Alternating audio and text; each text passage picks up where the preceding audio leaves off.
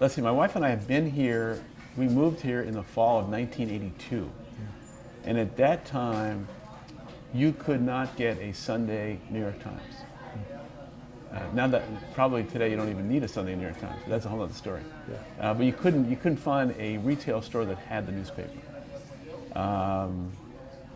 So it's changed so dramatically in so many areas. But I think the primary reason, if you really press me, I'd say it's such a wonderful place to live that it has attracted people from all over the country and literally all over the world, because it's a city that over the last 10, 20 years provides all of the attributes and characteristics of a big city in terms of culture, the outdoors, food, without many of the infrastructure problems, and I think a wonderful place to raise a family.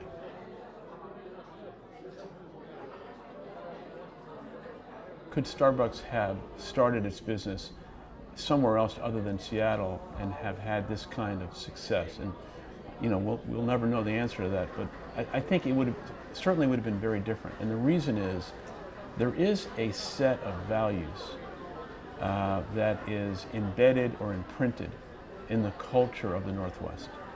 And those values are not only the way people live, but the way people act.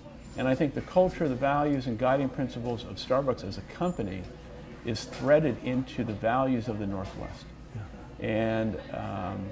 And people ask me what the secret sauce is at Starbucks. It's the culture of the company. Yeah. And so I think we would have had a hard time replicating and creating that in a different kind of city, different kind of area.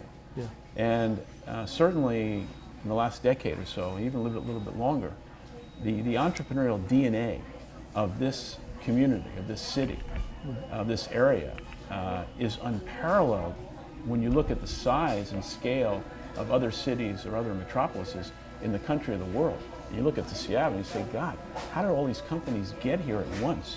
What's happened?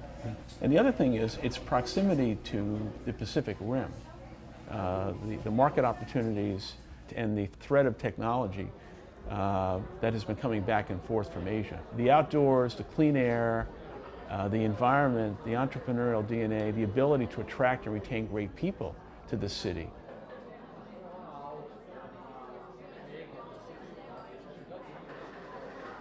I think there's a sense of humility in Seattle. And I think that humility creates the balance where less is more. And again, I think it goes back to me to the humanity of the city and the values of how people, for the most part, live here. Physical beauty, the environment, the water, the mountains, the snow, and the proximity to all that, to the city, creates a way of life that is very humane. And I think we're all very conscious and sensitive and protective of it.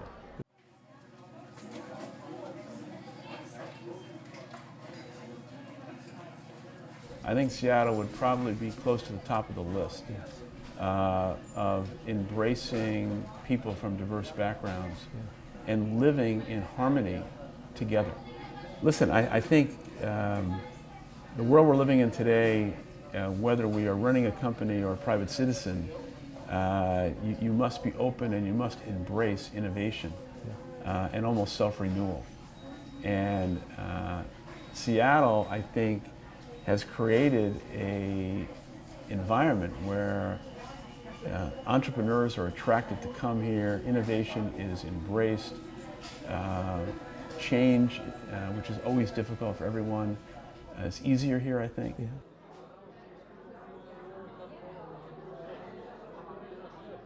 I don't think there's a city in the world where has the culinary diversity of high quality food and surprise and delight, not to mention the experience you're going to have in these restaurants.